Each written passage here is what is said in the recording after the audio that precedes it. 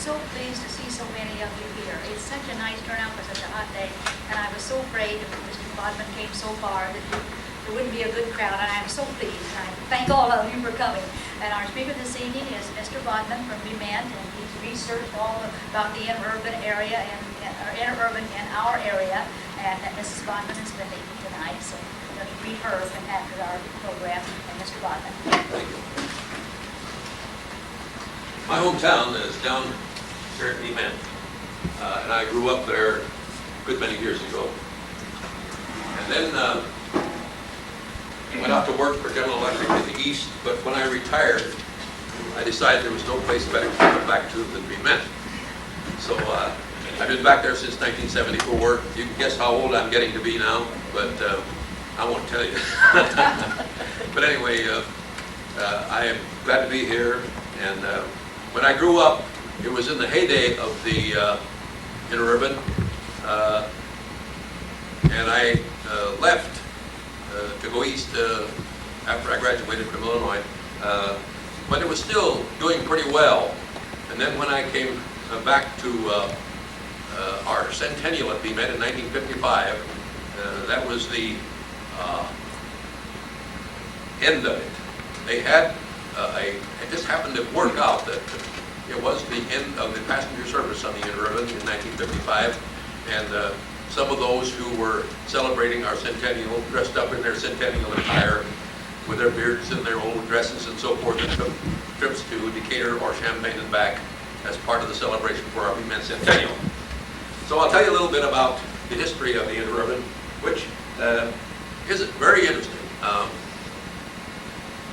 Bodman history has been a hobby of mine, and Illinois history and local history. So one of the things that fascinated me was studying a little bit into the story of the interurban, and that's what I'll try to talk to you a little about tonight. It was an electric railway system. This Illinois Terminal Railway System hasn't ended. It was earlier called the Illinois Traction System, and it connected the cities and villages of central Illinois together from St. Louis on the south, up to Peoria at the north, and east to Danville, which is just a little north of you.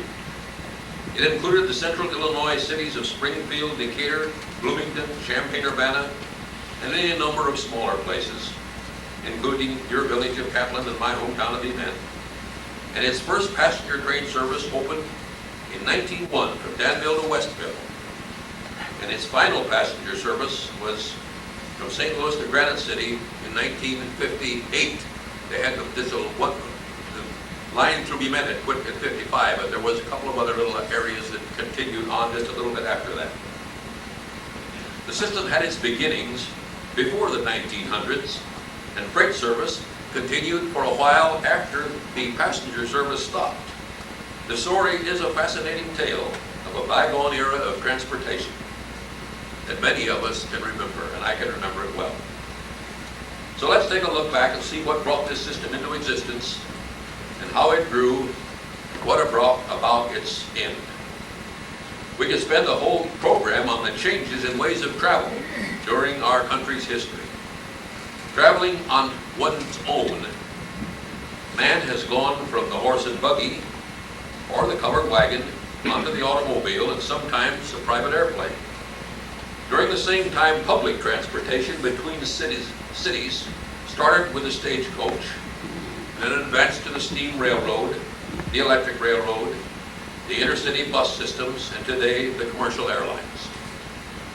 Right in the middle of this line we find the electric interurban railroad.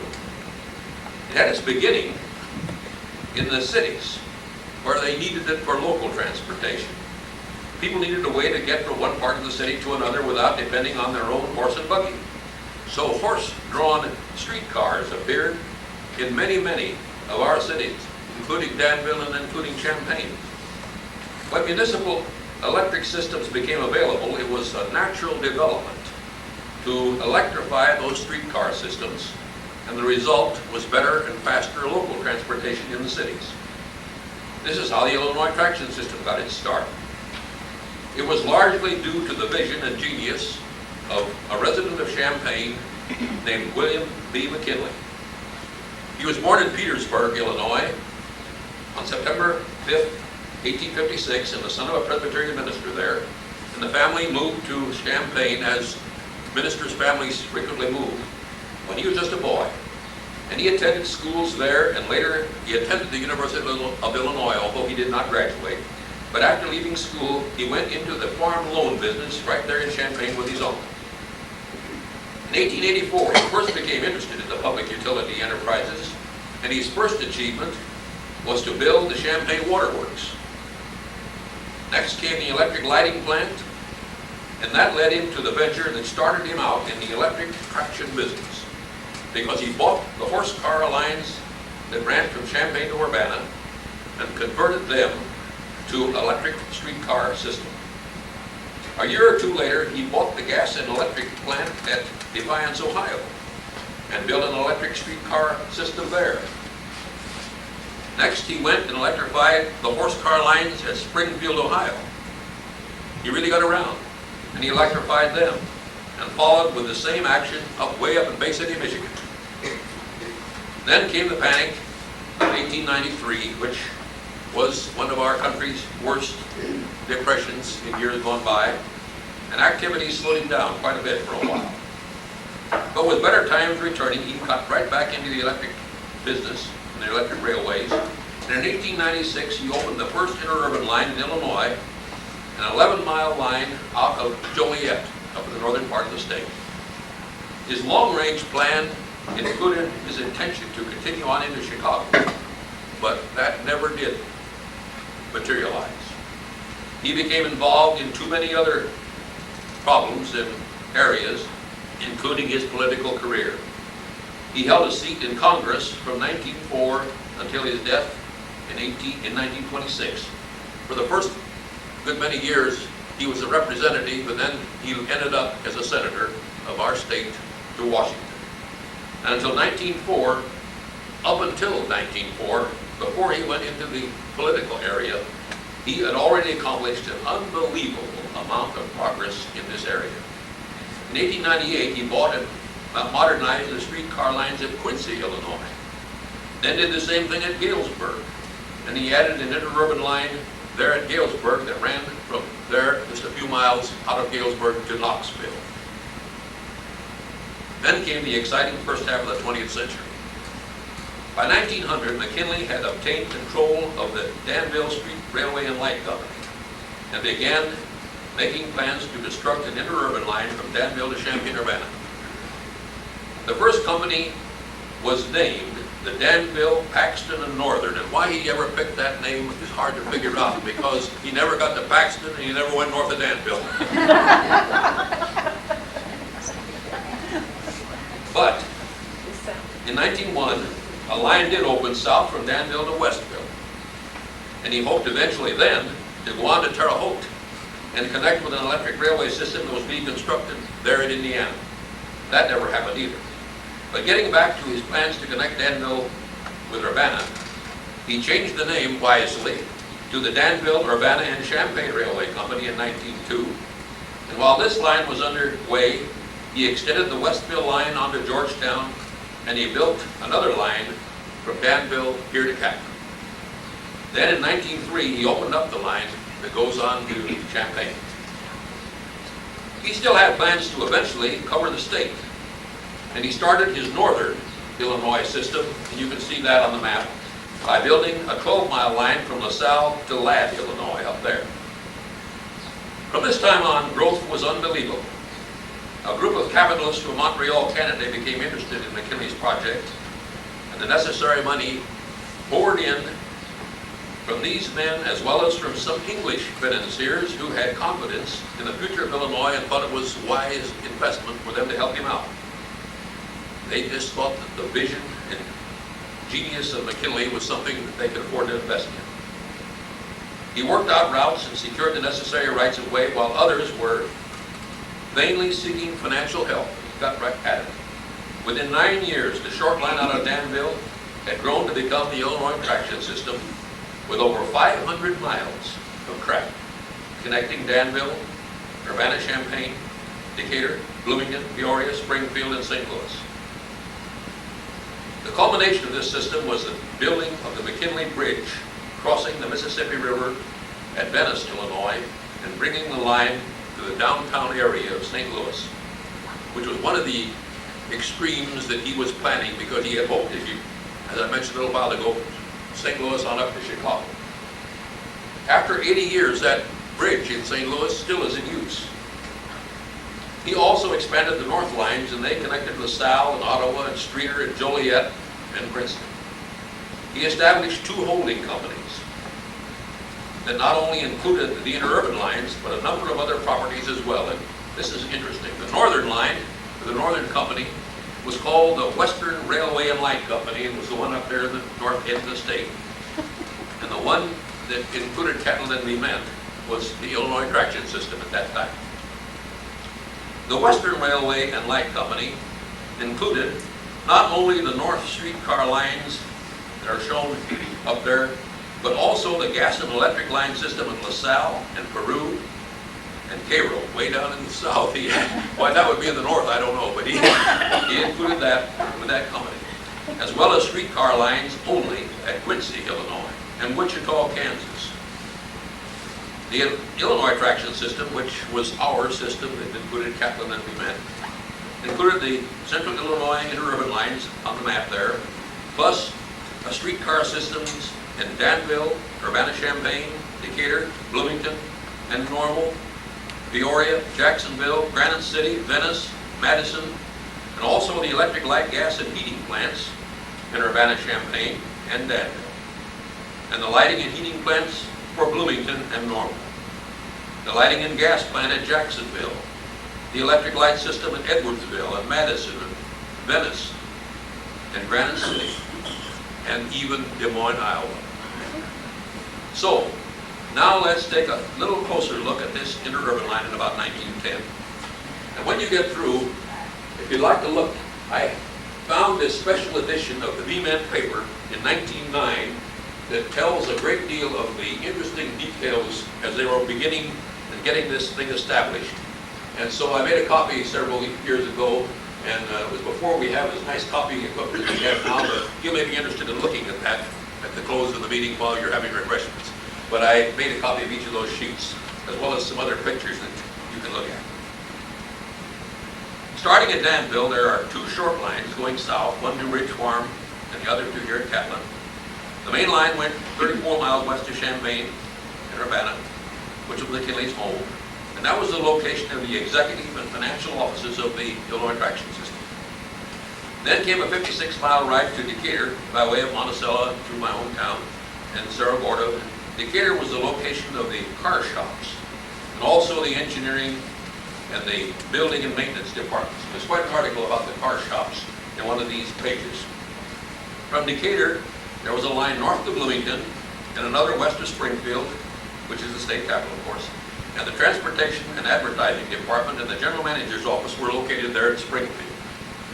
A line from Bloomington connected with the Decatur-Springfield line at Mackinac Junction. From Springfield south, the line ran directly to St. Louis, about 100 miles away, and a spur went south from Ogden to Homer from the Danville-Urbana run, and another went from Staunton east to Hillsboro on the line south of Springfield. This made up considerably over 400 miles of mainline track with enough sidings along the way to add up to a total of considerably over 500 miles of track.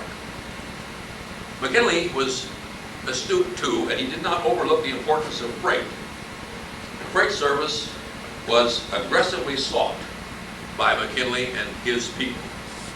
And to handle it efficiently, he invested in heavy-duty track, and in the major cities along the main line, he constructed freight bypasses around the city to avoid going through downtown with the freight trains. And that would avoid, of course, the confusion that would interfere with passenger service through the downtown areas. Passenger service was frequent. On the main line, almost hourly, from 7 a.m. to midnight. Sleeping car service was provided between either Peoria and Springfield to St. Louis. Tickets were about 1.5 cents a mile for a one-way trip, and somewhat less if you bought a round-trip ticket. A sleeping car berth between Springfield and St. Louis was a whole $1. Hard to believe, isn't it? Interurban cars were clean, and travel was smooth without any jerks caused by starts or stops. The slogan was, the McKinley system, no dust, no dirt, no smoke, no cinders. And at that time, in 1910, there seemed to be no reason anybody could think of why the electric Interurban would not go on forever. But that didn't happen. What actually did happen? During its life, the Illinois Traction System, later the Illinois Terminal Railroad, passed through 3 different eras or stages that might be described by the prevailing color of the cars. The first would be called the green car era, which covered the years from the beginning until 1923. That would include the time that I was growing up in Bodman and going to school there. And I can certainly believe that that was a wonderful period for the Interurban. This was a time of growth and prosperity. McKinley had been a U.S. congressman since 1904, but he still had time to maintain close control of the business. As long as he was a congressman, he could do that. When he became a senator, it became another problem. The frequent and fast service made it possible for passengers in the smaller cities to go to a nearby big city, do shopping, return home in a reasonable short time, and this had a very noticeable effect on the small businesses in those villages. I'm sure that that's one of the reasons why the small village businesses in my hometown, for example, began to fade away. Less stores that sold clothing and furniture and things like that, because people could go to Urbana and Champaign and Decatur and get a better bargain. In fact, it was the beginning of the end for many dry goods, clothing, and furniture stores that had really flourished in the smaller towns before that. Then in 1921, McKinley became a United States Senator. He found the added responsibilities that being a senator entailed prevented him from maintaining first-hand management, and Samuel Insull, whom you've heard of, was one of his rivals, and they almost hated each other. And he was an arch rival of McKinley in Illinois, and he tried very hard to gain control of this system, but he failed. And management for that period was entrusted to McKinley's friend and associate named Clement Studebaker, Jr. He was famous for his South Bend automobile experiences. The company was reorganized, and the orange car era for the railroad, where the Interurban began, and the cars were orange, and that I can remember seeing orange cars, and it lasted until 1948. During the first part of these years, the line reached a real high level of excellence, and the system prospered tremendously. But just as the Interurban rang the death knell of small-town businesses, another development, which I'm sure you know what it would be, began to seriously affect the Interurban business. This was the coming of the automobile and the paved roads, the two together. The new hard roads paralleled almost all of the 500 miles of the line's trackage. And travel by automobile was more flexible than interurban travel had been.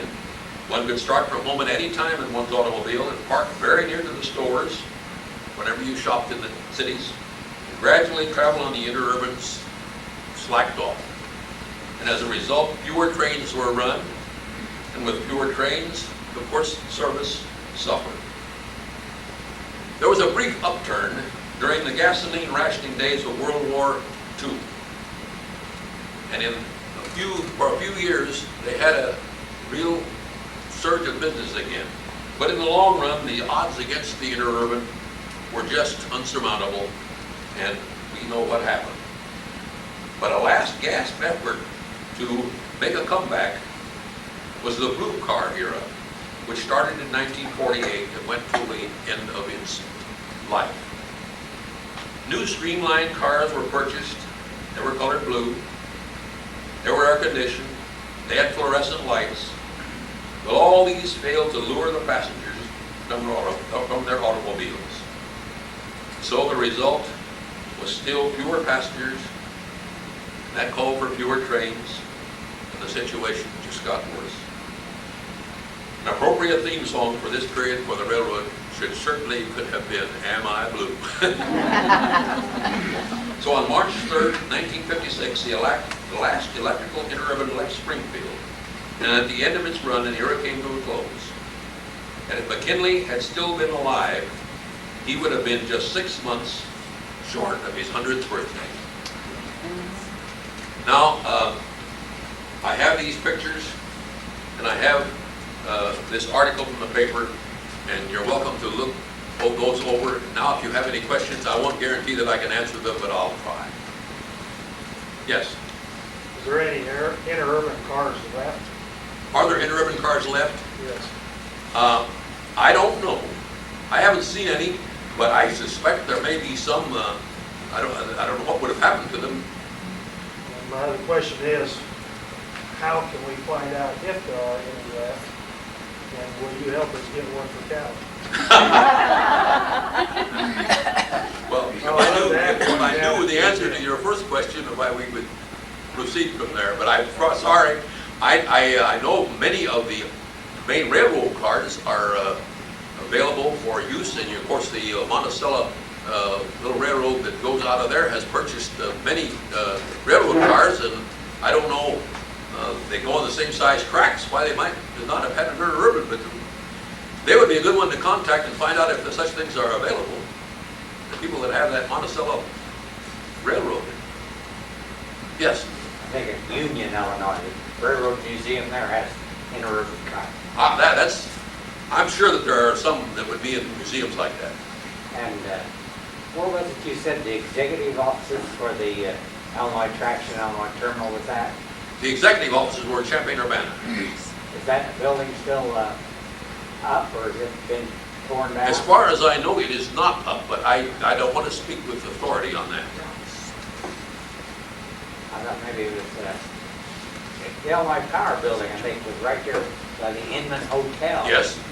I thought maybe that might have been the... Well, no, it could well have been, but I'm not sure enough. The interurban was used for a lot of...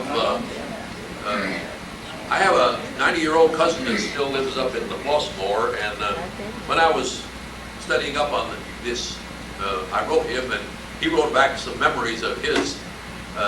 He was later a district judge in Illinois, and the interurban was still in operation, and he would take it from to Monticello and to Clinton, I think, and Champaign when he would make those trips. He also used to coach when he was going through the University of Illinois. He worked his way through school by coaching every other year. They could do that. Then he'd go 1 year, and then he'd coach a couple of years, and then he'd go back. And he said that the schedule for the football team was carefully arranged to use the interurban. And so he coached at Tuscola, and he ran Rantoul and Bodman. And he said frequently they made trips in the interurban. And of course he commuted to University of Illinois from Bodman on the, a lot of people did that. What was the two cars hooked together was the biggest train I ever did see on a passenger line on interurban. Was there ever more than that? Yes, on occasion there were 3 or 4. Now I don't think I've got a picture of 2 of them, but I don't think I have a picture of more than 2. But I have seen in my own early days at least 3. And I think that would be probably when there was some special event taking place at either Springfield or somewhere where they could justify that. One more question, and I'll shut up. She says good.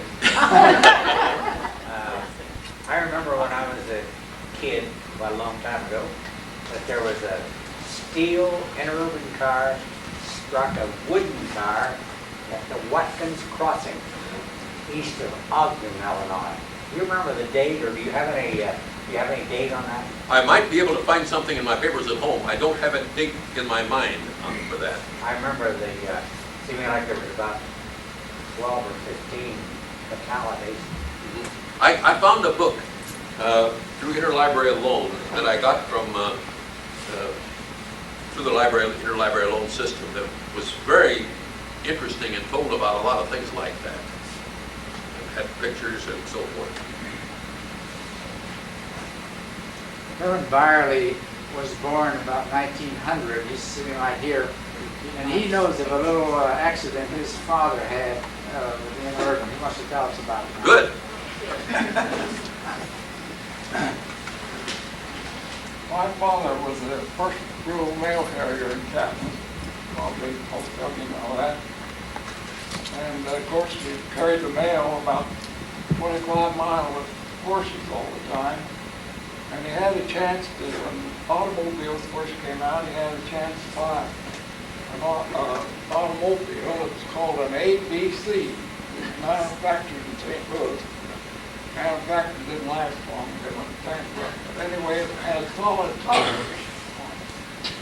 And this car that he bought had the solid tires and 2 seats. And in about 15 minutes, you could take off the back seat. So he bought this car, and the first day he started on the rural route, he got his cousin, George Barley, who lived out northwest of Catlin. He was quite a mechanic, and he had an automobile of his own, so he got him to go with him. And I, of course, I was about 10 or 11 years old. Anyway, they took the back seat off and put the mail in the back for us. And I stood up behind him in the front seat. And most of you know down here where Don Spook lives, the family used to be in Minamore, and they had a big 2-story house. And he got down there, and he had to make the turn to go south.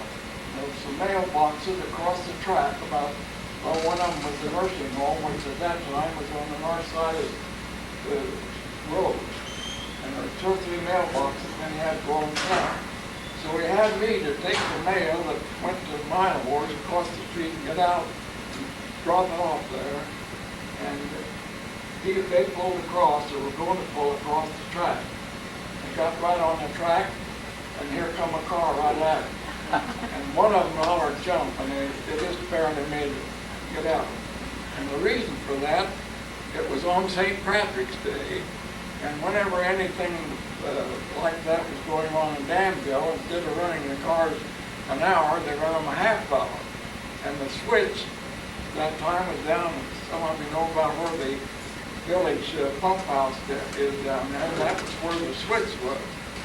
Well, this car, of course, he didn't know they'd run there a half hour for one thing, and he come to find out later that the car that hit him had brake troubles. They couldn't even stop until he picked up the passenger. So we were all lucky to get out of it. Of course, this room was nice to call. And some of his friends and relatives thought he had to sue the traction company on account of the bad shaped car, but he didn't do it. They finally, the Interurban company settled with him, paid him the $300 that he paid for the car.